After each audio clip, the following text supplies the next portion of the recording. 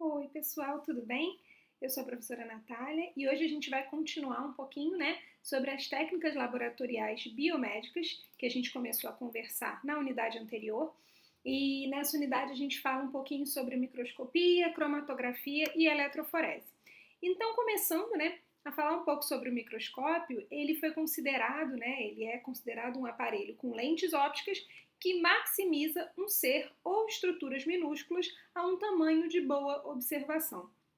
O microscópio foi criado, foi inicialmente idealizado em 1665, quando Robert Hooke, que foi um estudioso inglês, conseguiu visualizar as células primeiramente, Mas na verdade, esse microscópio que ele utilizou, ele já tinha sido idealizado por um outro estudioso que começou a estruturar esse microscópio bem rudimentar e Robert Hooke então melhorou, aprimorou esse microscópio e conseguiu visualizar o que depois ele veio a chamar de células, Atualmente a gente sabe que existem microscópios de diversos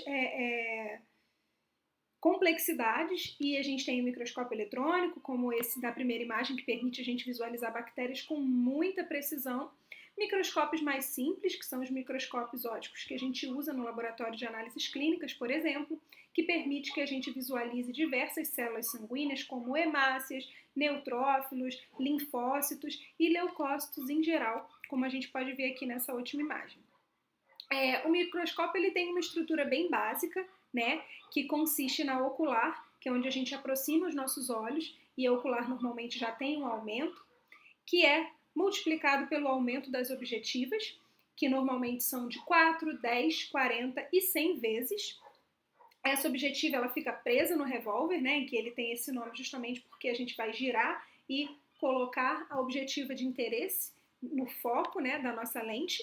A platina, que é onde a gente coloca a nossa amostra utilizando a pinça, o condensador que vai trazer a imagem, os maximétricos e micrométricos que vão nos ajudar a fazer o foco desse microscópio e a fonte de luz, a iluminação para onde vai ser projetada ali e vai favorecer então a visualização da minha imagem, de uma maneira geral, esse é um microscópio bem básico, clássico, e que se a gente conseguir utilizar esse microscópio, a gente consegue utilizar praticamente todos os microscópios que a gente encontrar aí pela vida biomédica, tá?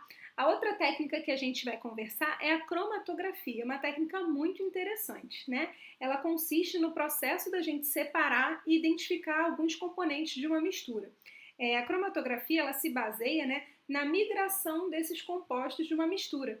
Eles vão interagir através de duas fases principais, chamada fase móvel, que é quando esses componentes eles vão correr por um solvente fluido, e esse solvente ele pode ser líquido ou gasoso, e é por isso que a gente tem a cromatografia líquida e a cromatografia gasosa, e pode ser usada também a fase estacionária.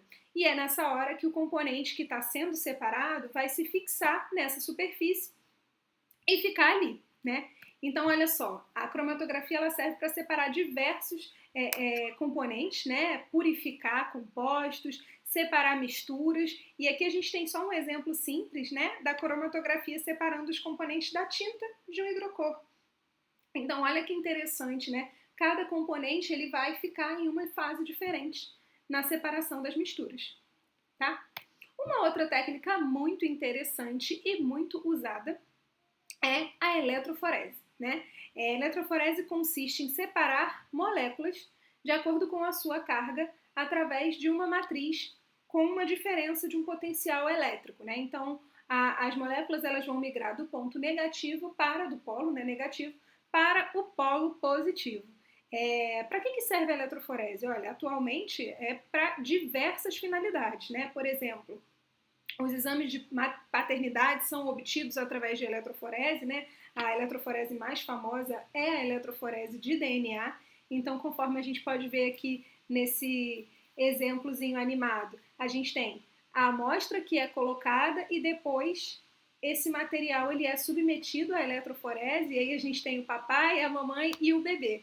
E a gente vai identificar sequências comuns naqueles materiais genéticos encontrados ali. E ele já grifou aqui em amarelo quais são essas sequências, né? O teste de paternidade funciona basicamente assim, né? Então, a gente pode utilizar DNA, a gente pode utilizar RNA, a gente pode usar proteínas, né? Isso vai variar de acordo com a necessidade da técnica naquele momento, né? Então, acho que eu tentei resumir bastante para vocês esses três tópicos da nossa última unidade, tá? Espero que vocês consigam estudar bem. Qualquer dúvida, é só falar comigo, tá bom, pessoal? Bom estudo para vocês!